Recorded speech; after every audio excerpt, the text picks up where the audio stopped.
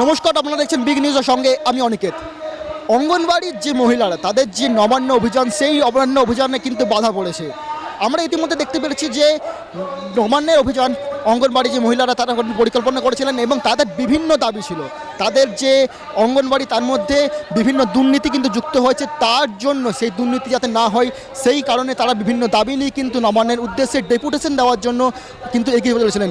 কিন্তু বর্তমানে আমরা দেখতে পাচ্ছি যে এখানে পুলিশের মাধ্যমে ব্যারিকেড দিয়ে কিন্তু সেই অঙ্গনবাড়ির যে মহিলারা আছেন তাদেরকে আটকানো হচ্ছে। এমনকি যে মহিলারা আছেন তাদের মধ্যে দুজন অসুস্থ হয়ে গিয়েছেন এবং তাদেরকে হাসপাতালে নিয়ে যাওয়া হয়েছে। চলুন কথা বলে নেব সেই বিষয়ে কিছু কথা। আমরা এখানে দেখতে পাচ্ছি যে অঙ্গনবাড়ি মহিলাদের যারা কিন্তু নবান্ন অভিযানের উদ্দেশ্যে রওনা দিয়েছিলেন তাদেরকে কিন্তু ধর্মতলা ওয়াই চ্যানেলের মুখ ঠিক কিছুটা আগে নিউ মার্কেটের কাছাকাছি কিন্তু তাদেরকে আটকে ফেলা হয়েছে, ব্যারিকেডের মাধ্যমে আটকে ফেলা হচ্ছে তাদেরকে। আমরা সরাসরি কিন্তু আপনাদেরকে সেই চিত্র করে দেখিয়ে দেবো। এখানে দেখতে পাচ্ছি যে অঙ্গনবাড়ির যে মহিলা কর্মীরা আছে তারা কিন্তু পুলিশের এই যে ব্যারিকেড তার মাধ্যমে কিন্তু আটকে ফেলা। দেখতে পাচ্ছি যে ব্যারিকেড ভাঙার চেষ্টা করা হচ্ছে অঙ্গনবাড়ি মহিলাদের মাধ্যমে, কিন্তু পুলিশ সেই যে ব্যারিকেড সেই ব্যারিকেড কিন্তু ভাঙার ব্যারিকেড আবারও রুখে দাঁড়ানোর চেষ্টা করছে।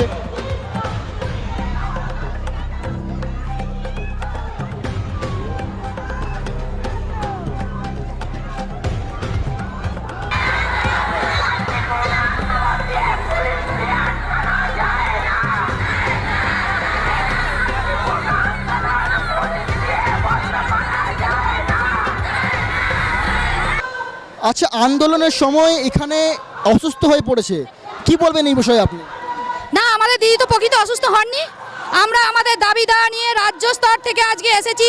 আমাদের মন্ত্রী শশী পাজা, আমাদের মন্ত্রী মুখ্যমন্ত্রী আমাদের দপ্তরে কথা বলার জন্য আমরা এসেছিলাম, কিন্তু সেই অবস্থায় আমাদের এখানে লোহার ব্যারিকেড দেওয়া হয়েছে। সেই ব্যারিকেডে দুনিয়ার রাজ্য সরকারের পুলিশ নেলিয়ে দেওয়া হয়েছে। সেই পুলিশ আজ এই দিদিকে ব্যারিকেড ভাঙবার চেষ্টা আমরা করেছি, এটা বলবো, কিন্তু ওই দিক থেকে এতই পুলিশ ছেড়েছে যে সেই পুলিশ ধাক্কা দিয়েছে ব্যারিকেড দিয়ে, আমাদের দিদির বুকে আঘাত লেগে উনি সেন্সলেস হয়ে গেছেন। আপনি বলছেন আপনাদের মুখ্যমন্ত্রী মমতা বন্দ্যোপাধ্যায়, কিন্তু মমতা বন্দ্যোপাধ্যায় পুলিশ কিন্তু আপনাদেরকে আটকাচ্ছে এখানে, কি বলবেন আপনি বিষয়ে? হ্যাঁ, উনি তো পুরো এই কি বলবো, এগুলোকে পুষে রেখেছেন উনি, ওনার দলদাস পুষে রেখেছেন, না হলে উনি বাঁচতে পারবেন না। কি বলছেন, পুলিশ কি দলদাস? হ্যাঁ, পুলিশ অবশ্যই রাজ্য সরকারের দলদাস। পুলিশের কোনো মান সম্মান নেই, এদের কোনো চিন্তা ভাবনা নেই, এদের কোনো চেতনা নেই। এরা মেয়ে নয়, এরা পুলিশ নয়, এরা একটা পশুতে পরিণত হয়েছে, এরা দলদাস হয়ে গিয়েছে। এরা তাই আমাদের দিদি আজ অসুস্থ হয়ে গেল। আমরা আমাদের ন্যায্য দাবি নিয়ে মন্ত্রীর সঙ্গে কথা বলতে এসেছিলাম, কিন্তু তাতে আমাদের বাধা দেওয়ার কোন দরকার ছিল? কি বাধা দেওয়ার দরকার ছিল না। আমরা এখানে মারপিট করতেও আসিনি, খুনাখুনি করতেও আসিনি। আমরা আমাদের ন্যায্য দাবি দেওয়া নিয়ে সরকারের সঙ্গে কথা বলতে এসেছিলাম, কিন্তু সেই জায়গা থেকে আজ এই রাজ্য সরকারের চটিচাটা পুলিশ আমাদের দিদিকে ব্যারিকেডে ধাক্কা দিয়ে বুকে আঘাত করে আজ এখানে শুইয়ে দিয়েছেন, উনি সেন্সলেস হয়ে গেছেন। ইতিমধ্যে দিদিকে এখন আমরা কথা বলতে পারছি না, কথা বলাতে ওনাকে গাড়ি আসছে, হসপিটালে নিয়ে যেতে হবে। হ্যাঁ, উনি হলেন আজকের আন্দোলন চলছে। অঙ্গনওয়াড়ি কর্মী এবং সহায়িকাদের ওপরে লাগাতার যে অন্যায় অবিচার চলছে, কি কেন্দ্রের সরকার কি রাজ্যের সরকার দীর্ঘদিন ধরে সামান্য বেতন দিয়ে এদের সমস্ত রকম কাজ করিয়ে নিচ্ছে।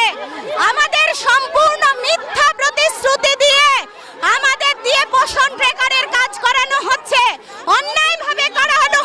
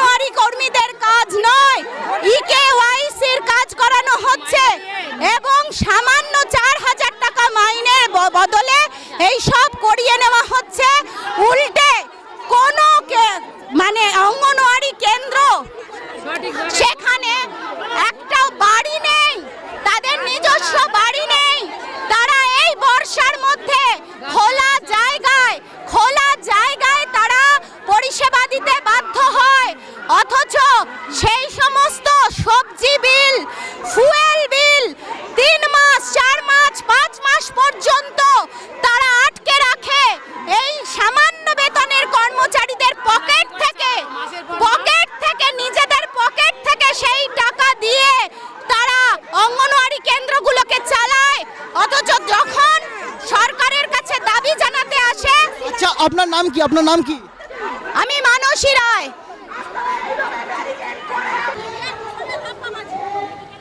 আচ্ছা আপনাদের আজকে কর্মসূচি কি ছিল আর কি কি দাবি নিয়ে আজকে আপনারা কর্মসূচির জন্য এগিয়েছিলেন? অঙ্গনওয়াড়ি কর্মীরা তারা দীর্ঘদিন ধরে ভীষণভাবে বঞ্চনার শিকার। যেভাবে সেন্টারগুলো চালাতে হয়, প্রথম কথা তাদের পোষণ ট্রেকারের কাজ দেওয়া হয়েছে, কোনো মোবাইল দেওয়া হয়নি। অথচ তারা যখন মোবাইলের দাবি করেছে, অ্যান্ড্রয়েড ফোন, তখন মুখ্যমন্ত্রী বলেছে দিয়ে দেওয়া হয়েছে, অথচ কাউকে কোনো অ্যান্ড্রয়েড দেওয়া হয়নি। তাদের যে ইন্টারনেট খরচ হয়, সেই ইন্টারনেটের টাকা তাদের দেওয়া হয় না। তারা কোথা থেকে খরচ করবে? তাদেরকে দিয়ে সরকারি নানা প্রকল্পের সার্ভে করানো হয়, সেই উপযুক্ত টাকা তাদের দেওয়া হয় না। দীর্ঘদিন ধরে পায়ের যুক্ত সুতলা খসিয়ে তারা হয়তো কিছু টাকা আদায় করতে পারেন। অঙ্গনওয়াড়ি কোনো সেন্টার নেই, তাদেরকে কারোর ঘরের গোয়ালে, কারোর ক্লাবে, কারোর বাড়ির ভাঙা চালায় তাদেরকে রান্না করতে হয়, বাচ্চাদের খাওয়া দেয়। বাচ্চাদের পুষ্টিকর খাবার দেওয়ার কথা বলা হচ্ছে, যে টাকা বরাদ্দ করা হয় তাতে কোনো পুষ্টিকর খাদ্য দেওয়া সম্ভব নয়। এর প্রতিবাদে এবং তাদেরকে যেভাবে বিভিন্ন সরকারি প্রকল্পে ব্যবহার করা হয়, সেই টাকা তাদের দেওয়া হয় না। এবং হ্যাঁ, অনেকগুলো করে সেন্টার, বহু জায়গায় কোনো এমপ্লয়ি নেই, ফলে 2-3টে সেন্টার এক একজনকে চালাতে। কত বছর ধরে চলছে এই? 1975 সাল থেকে চালু হয়েছে, তারপর থেকেই কিন্তু তারা বঞ্চনার শিকার। তাহলে কি এই যে দুর্নীতি, এই দুর্নীতি কি 1975 সাল থেকে চলে আসছে? দুর্নীতি তো আছেই, সরকারি যে অনুদান সেটা অত্যন্ত কম, সেটা দিয়ে কোনো বাচ্চার কোনো পুষ্টিকর খাবার দেওয়া সম্ভবই নয়। এবং যারা ওখানে কাজ করেন তাদের খাবারের কোনো ব্যবস্থা নেই। তাদের যে বেতন অনারিয়াম দেওয়া হয়, সেটাও তাদেরকে স্বেচ্ছাসেবক হিসেবে কাজ করানো হয়, ফলে কোনো বেতন দেওয়া হয় না। ফলে সেটাও অত্যন্ত কম, তাদের সংসার চালানো কি নিজেদের খরচই চালানো যায় না। আচ্ছা আপনারা যে আন্দোলন করছিলেন, সেই আন্দোলনে তো এখানে বাধা পড়েছে, রাজ্য পুলিশের দ্বারা এখানে বাধা দেওয়া হয়েছে, কি বলবেন আপনি এই বিষয়ে? এটা আমরা তীব্র নিন্দা করছি। এটা আগে থেকে জানানো হয়েছে, সরকারকে ইন্টিমেশন দেওয়া হয়েছে, দিয়ে আজকে শান্তিপূর্ণভাবে সুশৃঙ্খলভাবে মিছিল করে তারা তাদের দাবি জানাতে যাচ্ছে। নবান্নতে তাদের ডেপুটেশন দেওয়ার কথা, এখানে রাস্তায় তাদেরকে আটকানো হলো। শুধু তাই না, পুলিশ এমনভাবে ধাক্কাধাক্কি করেছে, 2জন মহিলা অসুস্থ হয়ে পড়েছেন, তাদের হসপিটালে নিয়ে যেতে হচ্ছে।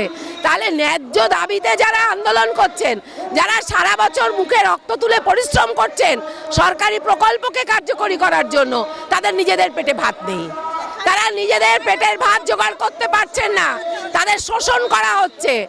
অথচ সরকার আজকে কিভাবে অন্যায়ভাবে নানা জায়গায় অনুদান দিচ্ছে, পুজোর জন্য ক্লাবকে টাকা দিচ্ছে, নানাভাবে টাকা দিচ্ছে, কিন্তু যারা তার সরকারি প্রকল্পকে চালাচ্ছেন তারা মাথার ঘাম পায়ে ফেলে তাদের পারিশ্রমিকটা দেওয়া হচ্ছে না। আচ্ছা দিদি, আমাদের রাজ্য হচ্ছে মা মাটি মানুষের সরকার, আর আপনারাও মায়েদের মতনই, আমাদের যে সন্তানদের মতনই খাবার দেন বা অন্যান্য কর্মসূচিগুলি করেন, কিন্তু আপনাদের যে দাবিগুলি সেগুলি করার সময় কিন্তু আপনাদেরকে আঘাত করা হচ্ছে, আপনাদেরকে আটকানো হচ্ছে, কি বলবেন আপনি এই বিষয়ে? হয়ে মায়েদের বঞ্চনা করছে। যেখানে শিশু মৃত্যুর হার স্বাস্থ্য দপ্তর পারে না, সেখানে অঙ্গনওয়াড়ি কর্মীরা সেই শিশু মৃত্যুর হার এবং মাতৃজনিত মায়েদের মৃত্যু একদম কত একবারে নিচে নামিয়ে নিয়েছে। সেই কর্মীদের, সেই মেয়েদের, সেই মায়েদের কিছুই দেখছে না তারা। আমরা মানে বিনা এতে আমাদেরকে যখন রিটায়ার করে যাব, কাজ করো বিনা শূন্য হাতে আমাদেরকে চলে যেতে হবে। আমাদের ছিল যতদিন বেঁচে থাকবো ততদিন, সেটা করে দিয়েছে 65 বছর বয়সে রিটায়ারমেন্টে আমাদের না পেনশন, না ভাতা, না কিছু, শূন্য হাতে আমাদের মা হয়ে মেয়েদের বঞ্চনা করছে। এই আমাদের অধিকার। গত কয়েক বছর ধরে চলছে রাজ্যে শুধুমাত্র দুর্নীতি, সেই চিত্র কিন্তু বর্তমানে এক এক করে কিন্তু আমাদের সামনে আসছে। আর তার মধ্যে কিন্তু অঙ্গনবাড়ির যে দুর্নীতি, অঙ্গনবাড়ির কর্মীদের মধ্যে যে দুর্নীতি, তাও কিন্তু পিছিয়ে নেই। আর তাই অঙ্গনবাড়ি যে কর্মীরা আছেন, যে মহিলা কর্মীরা আছেন, তারা কিন্তু ঠিক করেছিলেন যে নবান্ন অভিযান করবেন। তাই তারা রাজা সুবোধ মল্লিক স্কোয়ার থেকে শুরু করে নবান্নের উদ্দেশ্যে যাত্রা করেছেন। মুহূর্তে বর্তমানে আমরা দেখতে পাচ্ছি যে এখানে পুলিশের মাধ্যমে ব্যারিকেড দিয়ে কিন্তু সেই অঙ্গনবাড়ির যে মহিলারা আছেন তাদেরকে আটকানো হচ্ছে, এমনকি যে মহিলারা আছেন তাদের মধ্যে দুজন অসুস্থ হয়ে গিয়েছেন এবং তাদেরকে হাসপাতালে নিয়ে যাওয়া হয়েছে।